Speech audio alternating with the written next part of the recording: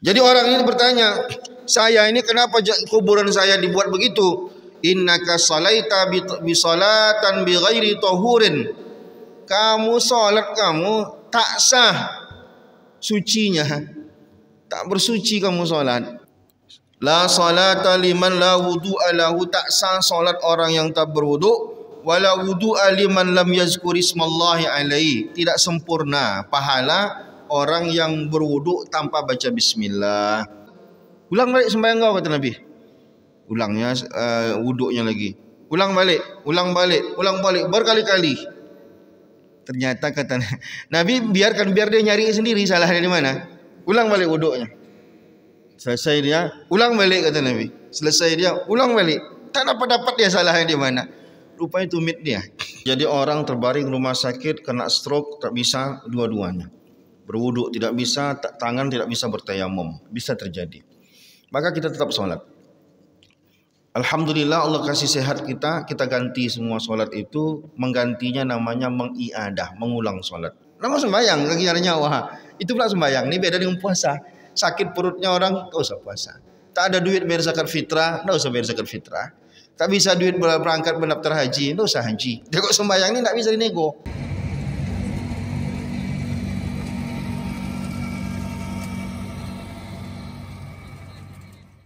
Kita lanjutkan kembali pelajaran kita.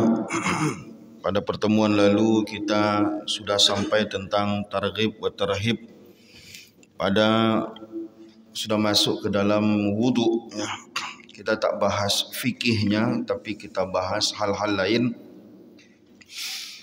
Penting bagi kita untuk perhatian secara khusus tentang wudu ini, jangan sembarangan. Akhraja Syaikhani an Abi Hurairah radhiyallahu taala anhu, diriwayatkan oleh Abu Hurairah radhiyallahu taala anhu, Rasulullah mengatakan, la yaqbalullaha salata ahadikum, Allah tidak menerima solat kalian iza ahdasa, apabila dia berhadas, batal wuduknya, hatta yatawadda, sampai dia berwuduk. Sehingga hadis ini dijadikan oleh ulama sebagai dalil bahawa wuduk adalah syarat sahnya solat. Orang yang tak bisa berwuduk dapat menggantinya dengan tayamum tanpa harus mengulang solat itu. Tapi kalau berwuduk tidak bisa, tayamum pun tidak bisa, maka dia solat tanpa bersuci, cuman solatnya itu wajib hukumnya untuk diulang. Sebagaimana pernah saya jelaskan, bahwa solat itu ada yang hukumnya wajib diulang, yaitu solat yang dilaksanakan tapi memang tidak sah. Mengapa tidak sah? Bisa jadi keterbatasan kita. Bisa jadi kita terbatas untuk menggunakan air berwudu dan tidak juga bisa bertayamum dengan keadaan kita. Maka tetap kita solat. Asalkan masuk waktu, maka waktu harus dihormati. Kita solat. Maka solat seperti ini disebut dengan solat lihurmatil wakti, untuk menghormati waktu. Namun solat seperti ini fakidut tahuraini, solat tanpa alat bersuci, wuduk maupun bertayamum ini jika kita diberi kesempatan oleh Allah sehat badan, ataupun ada waktu lapang kita setelah itu masih hidup kita, maka kita wajib hukumnya untuk mengganti, mengiadah solat itu. Namun selagi masih bisa suci, maka kita tidak diperkenankan untuk solat tanpa bersuci. Hanya boleh solat bagi orang tanpa bersuci, hanya bagi orang yang tidak bisa menggunakan dua alat bersuci. Tidak bisa menggunakan air untuk berwudu, dan juga dalam waktu yang bersamaan tidak bisa menggunakan debu untuk bertayamum. Izin minum. Bagi bapak yang berpuasa, saya mohon maaf. Nah, jadi ada saat di mana kita memang tak bisa menggunakan dua-duanya. Bisa jadi orang terbaring rumah sakit kena stroke, tak bisa dua-duanya. Berwuduk tidak bisa, tangan tidak bisa bertayamum. Bisa terjadi. Maka kita tetap sholat. Alhamdulillah Allah kasih sehat kita ganti semua solat itu, menggantinya namanya mengiadah, mengulang solat. Sholli fardu subhi rakaataini, adaannya diganti dengan iadatan, mengulang karena Allah Subhanahu wa taala. Namun selagi bisa dia dibuat sah, jangan tidak dibuat tak sah. Ini kalau tidak sah saja. Ada saat di mana solat kita memang tidak bisa sah. Kan sah itu apa syaratnya? Solat itu 5. 1, badan suci. Hadas besar, hadas kecil kita suci. Hadas kecil maksudnya kita berwudu. Yang kedua, badan kita suci dari najis. Gak ada najis nempel di badan kita. 3, aurat kita tertutup. 4, bisa menghadap kiblat. 5, kita bisa waktu sudah masuk. 5 ini. Yang sering membuat orang tidak sah solatnya apa? Masalah bersuci, masalah najis. Kalau masalah aurat masih bisa kita tutup-tutupi. Nah, tapi yang dua ini yang sering. Seperti kita kadang dulu anak muda kalau punya celana jeans itu dikoyak-koyak depannya. Kalau Bapak masih ingat dulu di tahun-tahun ya masih 2000-an masih bergaya seperti itu. Itu lututnya dikoyak celana jeans.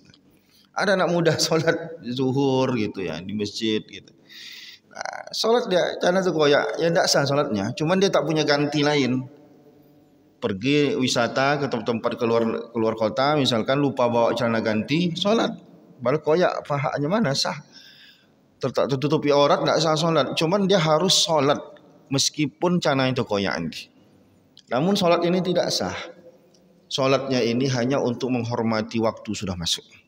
Maka dia mengulang lagi sholatnya tadi nanti jika seandainya dia dapat kain yang bisa nutupi auratnya.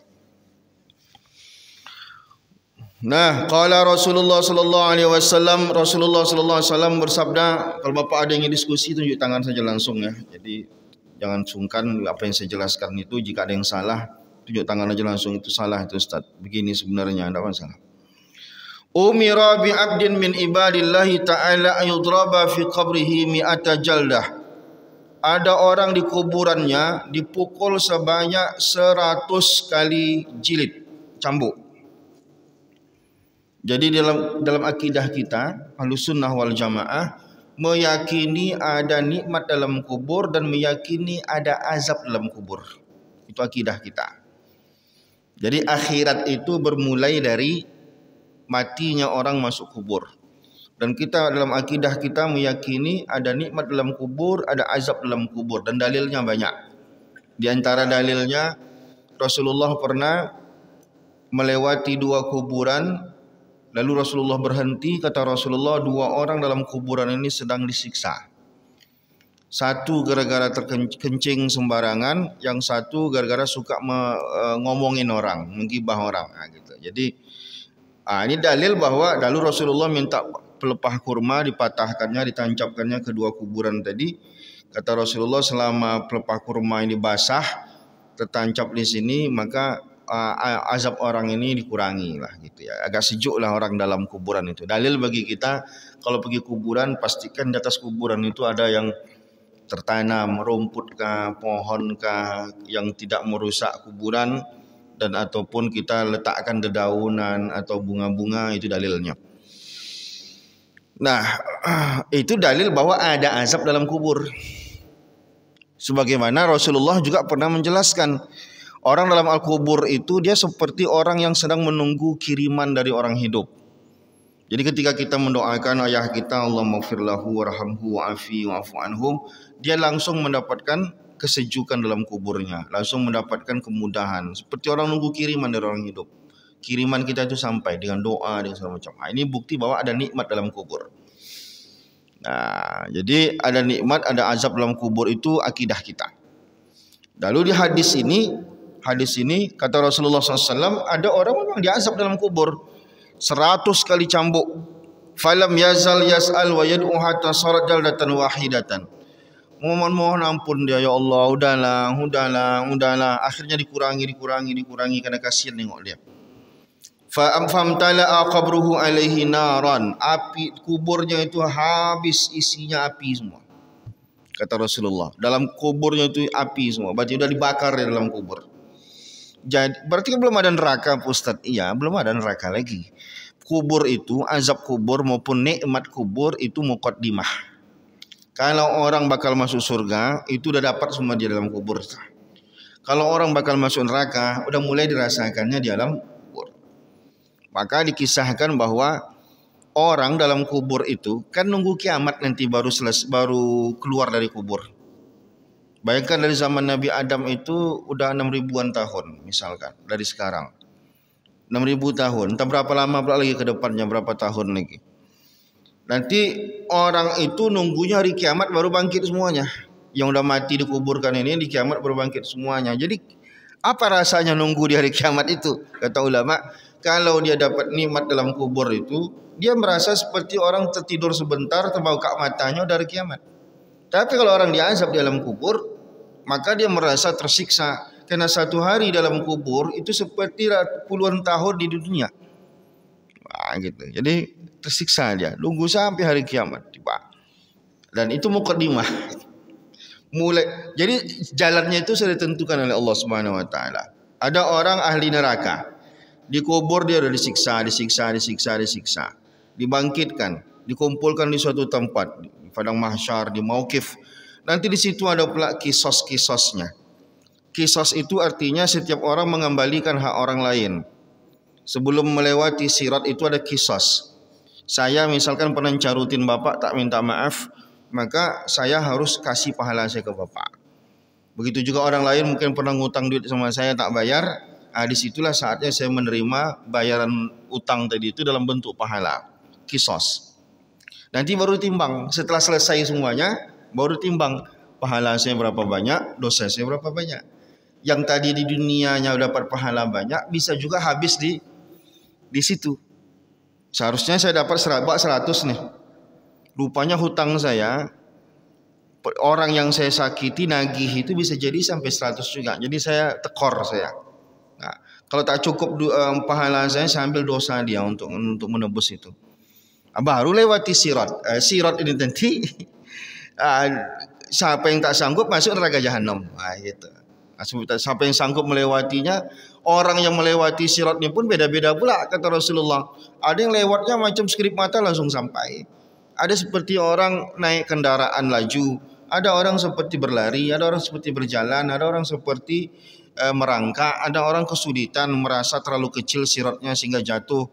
Ada pula orang yang ditangguhkan, dikumpulkan di A'raf namanya. A'raf itu dinding besar pemisah antara surga dan neraka. Ada orang yang memang nanti keputusan untuk dia ditunda. Maka nunggulah dia di dinding itu. Belum ada ditentukan surga atau neraka untuk dia. Kenapa? Kata Rasulullah, karena amal baik dan amal buruknya seimbang. Amal baik dan amal buruknya seimbang. Dicontohkan oleh Rasulullah, ada orang mati syahid, seharusnya mati syahid itu langsung masuk surga. Tapi dia semasa hidupnya durhaka sama bapaknya. Dan dia tak minta maaf, mungkin tak selesai sama ayahnya, mati dia. Jadi dua sisi dia. Satu sisi dia mati syahid, satu sisi dia ini adalah anak yang durhaka sama hidupnya sama ayahnya. Akhirnya dia ditundalah, diakhirkan oleh Allah keputusan untuk dia. Kalaulah nanti Allah takdirkan dia masuk surga, ini orang disebut dengan masakinu ahlil jannah, orang-orang miskinnya penduduk surga. Jadi di surga itu pun ada juga orang-orang miskin penduduk surga. Tapi jadilah daripada masuk neraka gitu. Tapi janganlah pula masa kita hidup di dunia ini begini, tapi sampai di akhirat pun miskin juga. Dunia miskin, di surga pun miskin. Tapi kalau dibanding pula masuk neraka, jadilah. Itu pun kalau Allah putuskan kita masuk surga. Jadi penduduk miskin surga. Siapa paling kaya di surga? Ada orang-orang level-levelnya. Surga itu pun ada level-levelnya. Surga itu pun ada pintu-pintu masuknya. Pintu masuk sedekah, pintu masuk solat, pintu masuk puasa. Kata Rasulullah, orang yang rajin puasa, pintu masuknya namanya Royan. Di Royan ini akan masuk semua orang-orang yang rajin puasa. Udah habis semuanya tutup. Nanti ada malaikat ditugaskan oleh Allah untuk memanggil. Ini bukti bahwa semua amal ibadah itu bisa menjadi pintu masuk. Tapi jangan pula sedekah, rajin, sembahyang tidak, ya tidak masuk surga lah. Ini maksudnya dia punya amalan-amalan unggulan. Saya sudah pernah jelaskan sebelumnya tentang amalan unggulan, bahwa kita ini ditakdirkan oleh Allah punya kesempatan untuk mengunggulkan sesuatu dalam ibadah kita dengan keadaan kita. Orang yang udah sakit mah tidak bisa lagi mengunggulkan puasanya. Jangan puasa itu sudah sakit mah. Unggulkan yang lain. Kalau duit bapak masih banyak, unggulkan di sedekahnya. Kalau tak duit orang miskin kita, tidak mungkin pula kita unggulkan sedekah kita. Untuk kita unggulkan pula nolong orang lainnya. Badan pun tak kuat, cuma menolong orang lain. Unggulkan di zikirnya, unggulkan baca Qur'annya, unggulkan. Nah, jadi mana yang kita bisa unggulkan, itu semua bisa menjadi pintu masuk surga. Nah, nanti di dalam itu ada level-levelnya lagi. Nah, ini levelnya para nabi. Tentu kita tidak bisa sampai ke level itu. Cuman kata Nabi, ada orang-orang yang bisa setetangga dengan Nabi. Levelnya agak tinggi. Contohnya kata Nabi, ana wa kafilul yatim kahataini fil jannah. Saya dengan orang yang suka ngurusin anak yatim nanti seperti ini di surga. Maksud seperti ini itu apa? Kata ulama, bukan dempet betul dia kemana Nabi pergi, dia pergi. Nak, maksudnya agak selevel lah, tinggi lah. Apa namanya? Kompleks surganya gitu. Jadi ada pula kenikmatan-kenikmatannya. Ya, tapi orang Islam semua masuk surga. Jangan khawatir. Man qala la ilaha illallah dakhalal jannah. Siapa yang mengucapkan la ilaha illallah pasti masuk surga. Perkara langsung masuk surga atau tidak, itu baru nanti urusannya. Bisa jadi dia direndam dulu neraka agak lama baru masuk surga. Asalkan mati jangan kafir. Selagi mati Islam surga. Tapi jangan adalah Ustaz kalau itu dosa sembahyang. Bapak pikir enak satu detik aja di neraka itu. Nah, neraka itu yang paling dinginnya kita jejakkan kaki kita ke lantai neraka itu mendidih kepala kita pecah. Itu yang paling dinginnya itu dah. Dan tanyakan mana yang paling panasnya. Baik. Maka kuburan orang tadi isinya api. Falamma irtafa'a anhu qala, selesai dia diangkatlah dia, ditanya. Alama la jalatumuni, ditanya dia orang yang tadi itu bertanya dia, kenapa aku dicambuk sampai 100 kali? Kuburan aku ni habis isinya api semua. Kan ada batasnya. Jadi siksa-siksaan orang muslim itu ada batas.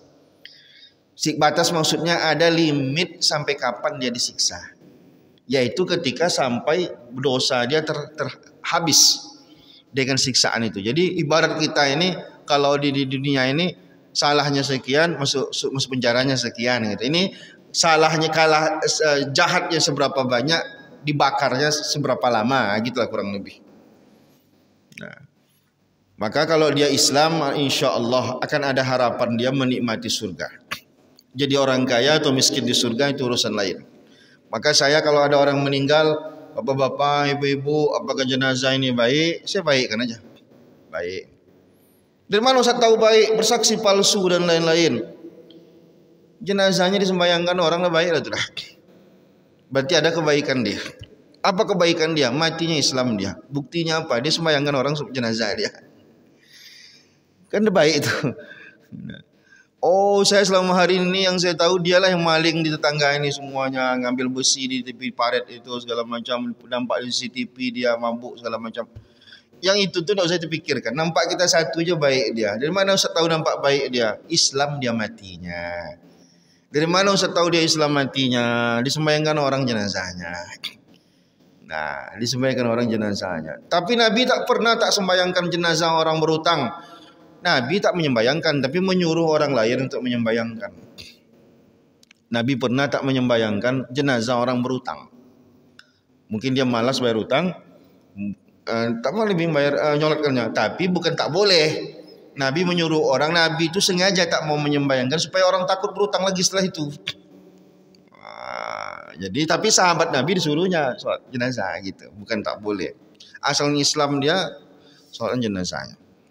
Kalau KTP-nya tidak ada, datang orang mati terlindas mobil depan rumah kita ini, mati dia, disolatkan enggak jenazahnya? Asalkan dia tidak ada ciri-ciri khusus dia non muslim, misalkan dia matinya di kampung orang Islam, solatkan jenazahnya. Gitu. Jadi orang ini bertanya, saya ini kenapa kuburan saya dibuat begitu? Innaka salaita bi salatan bi ghairi tahurin. Kamu salat kamu tak sah sucinya. Tak bersuci kamu salat.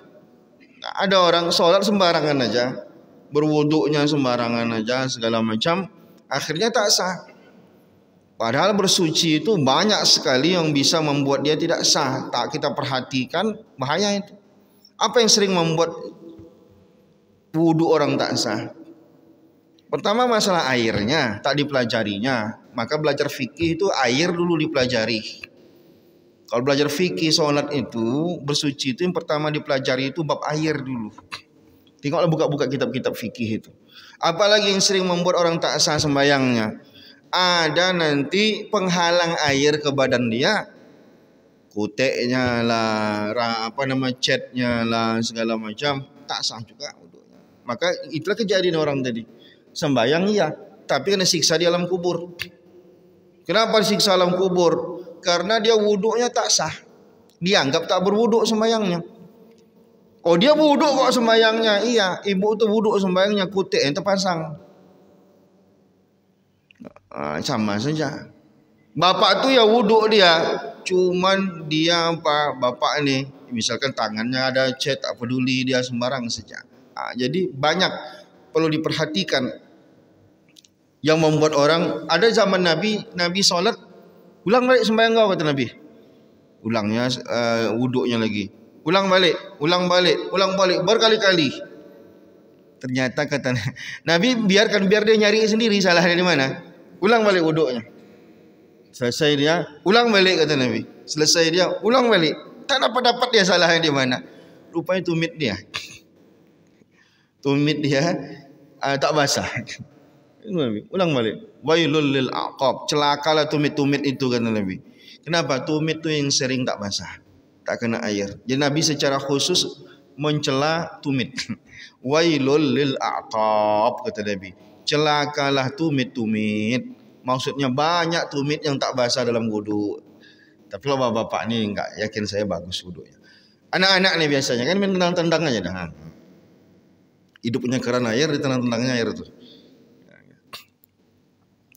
Wal Baihaqi an Salman, hadis lain disebutkan, iza tawadda al abdu, apabila seorang hamba berwudu, tahatat anhu zunubuhu kama tahatu waraqu hazihi syajarah. Bergugur-guguranlah dosa sebagaimana daun-daun berguguran.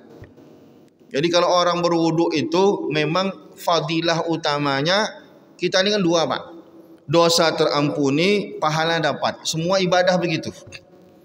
Semua ibadah begitu. Bisa menghapuskan dosa, bisa mendatangkan pahala. Bapak ke masjid nih, ke masjid dari rumah kan jalan kaki tadi sebagian. Langkah pertama dosa terampuni, langkah berikutnya pahala bertambah, langkah berikutnya dosa terampuni, langkah berikutnya pahala bertambah. Maka sebaik-baik orang, kata Rasulullah, yang jalan ke masjidnya makin jauh, makin banyak dia dapat pahala dan makin banyak dosanya terampuni. Cuman nanti ada ibadah-ibadah yang dia cuma dapat dosa ampun saja, tapi tak dapat pahala. Misal, ada orang sakit, dijelaskan oleh ulama, ada orang sakit. Kata Rasulullah, kan dosanya terampuni. Kalau dia tak ikhlas, terampuni enggak dosanya? Kata ulama apa? Ikhlas tak ikhlas dia, dosa dia bisa terampuni dengan sakit. Tapi kalau ikhlas dia, bertambah pahalanya. Dua dia dapat. Kalau ikhlas dia sakit tadi itu, dua dia dapat. Dosanya diampuni, pahalanya dapat. Kalau dia tak ikhlas dia, pahalanya dia enggak dapat, tapi dosanya tetap bisa diampuni. Gitu. Tapi berapa banyak yang terampuni itu wallahu a'lam bishawab.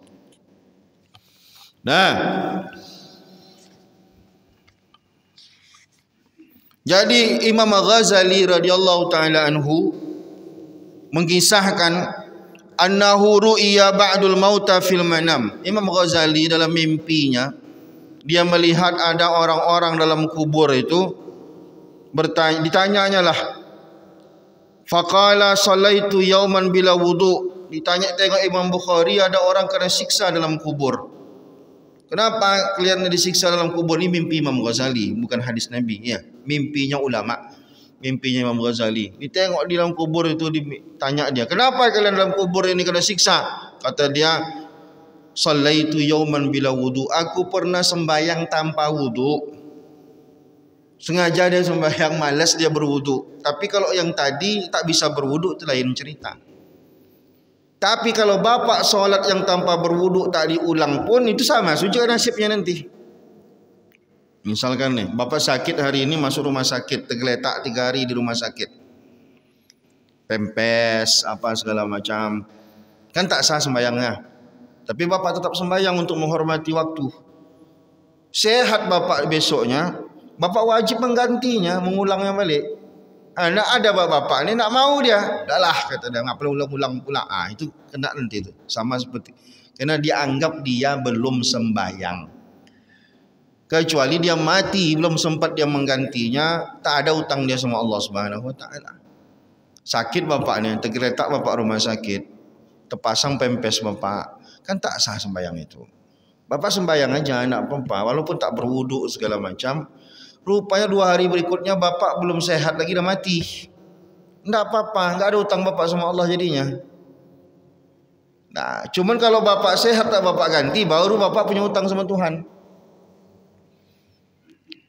Coba bapak perhatikan, bapak nanti kalau kunjung orang sakit, berapa persen orang sakit ini sembayang? Yang terawat rumah sakit lah ya. Tanya aja, sembayang enggak Pak? Pasti banyak yang bilang tak sembayang, walaupun dia rajin sembayang ke masjid. Banyak tak sembahyang. Yang kasihannya kita, 2 hari berikutnya dapat kabar dia mati.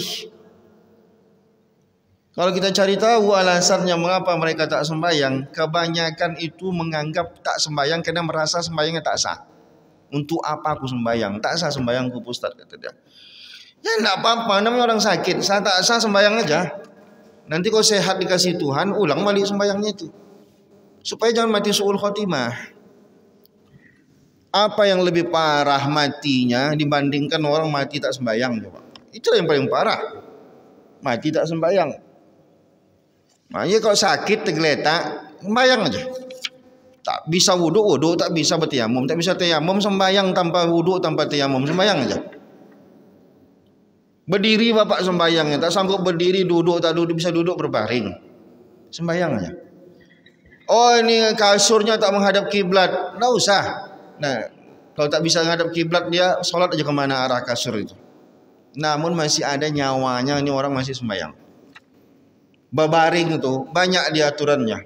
Solat berbaring itu gimana bentuknya? Miring kanan, kepala wajah menghadap ke kiblat. Tak bisa, sakit tulang rusuknya, miring kiri. Tak bisa, ngelentang. Gimana cara sembahyangnya? Kepala diangguk-anggukkan sembahyang. Patah lehernya, jatuh dia ditabrak orang, dikasih penyangga lehernya, tidak bisa bergerak. Matanya yang sholat, matanya ketika berdiri diluruskannya pandangannya, ketika rukuk turunnya pandangnya sikit, ketika sami Allahu liman hamidah naikkannya pandangannya lagi, bacanya baca terus, isyarat gerakannya matanya. Matanya congkel orang dia, gimana dia mau sembahyang? Tapi dia masih hidup. Hatinya dia mengisyaratkan kalau dia berdiri. Hatinya mengisyaratkan dia rukuk, hatinya mengisyaratkan dia nama sembahyang, lagi ada nyawa. Itu pula sembahyang. Ini beda dengan puasa. Sakit perutnya orang, tak usah puasa. Tak ada duit bayar zakat fitrah, tak usah bayar zakat fitrah. Tak bisa duit berangkat mendaftar haji, tak usah haji. Dia kok sembahyang ini tak bisa dinego. Kalau yang lain bisa dinego semuanya. Yang haji itu wajib bagi orang yang mampu. Zakat fitrah hanya wajib bagi orang yang pas malam bayar zakat fitrah itu ada duitnya, lebih dari makan dia. Nah gitu. Puasa pun kalau tak sanggup bayar fidyah saja.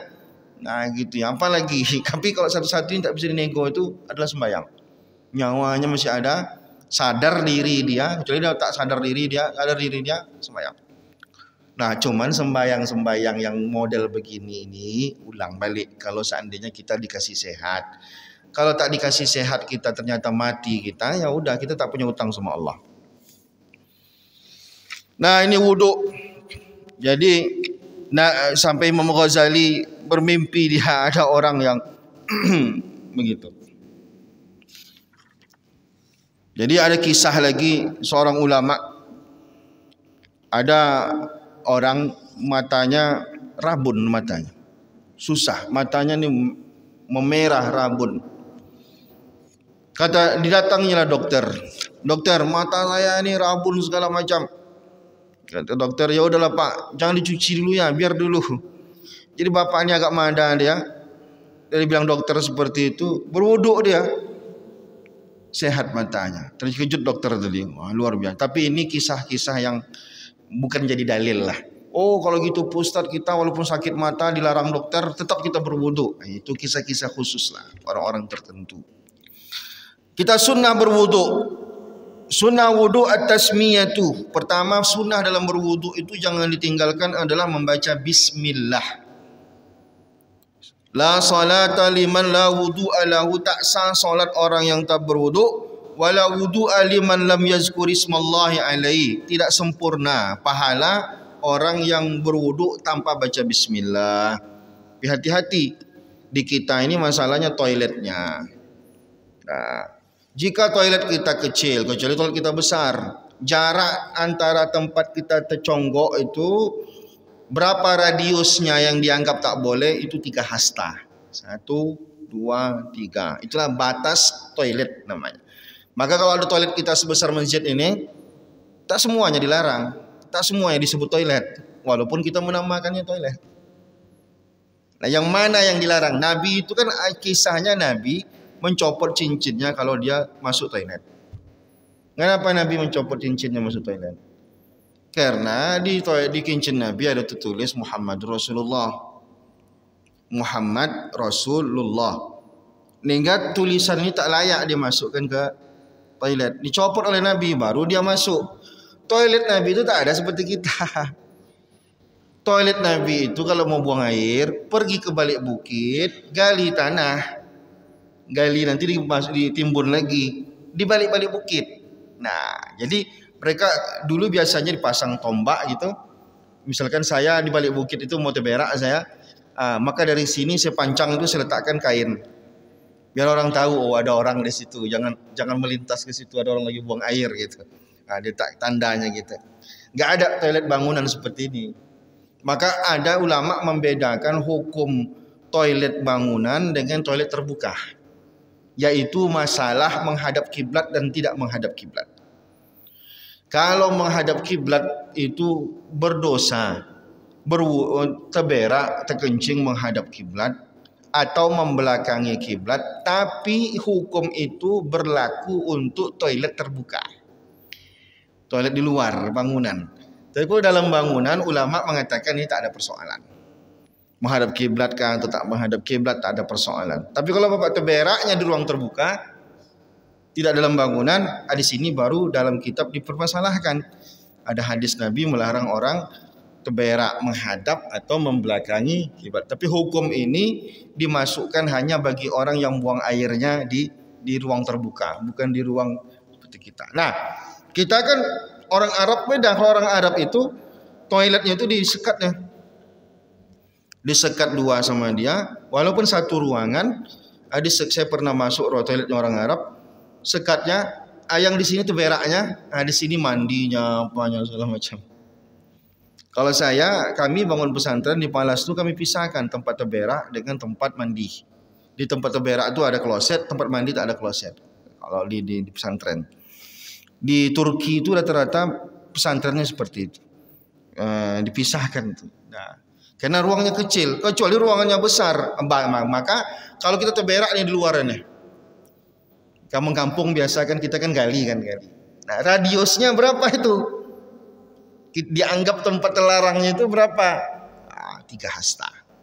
1, 2, 3. Kalau 1 hasta 60 ya kali aja 3. Berarti 180, berarti hampir 2 meter gitu ke depan. Lebih dari itu tak dianggap toilet lagi. Nah, jadi kalau bapak punya toilet besar, ya letakkan keran wuduknya di ujung sana. Jadi tak ada persoalan. Nah, jadi persoalan kita ini adalah toilet yang kecil. Nah, sehingga kita berdesak-desakan, terberak di situ, mandi di situ, wuduk di situ, sehingga yang sunnah ini udahlah, nggak usah dikerjakan. Sunnah membaca bismillah ini nggak usah dikerjakan. Kalau mau juga keluar bapak toilet itu dulu, bismillahirrahmanirrahim, baru masuk lagi.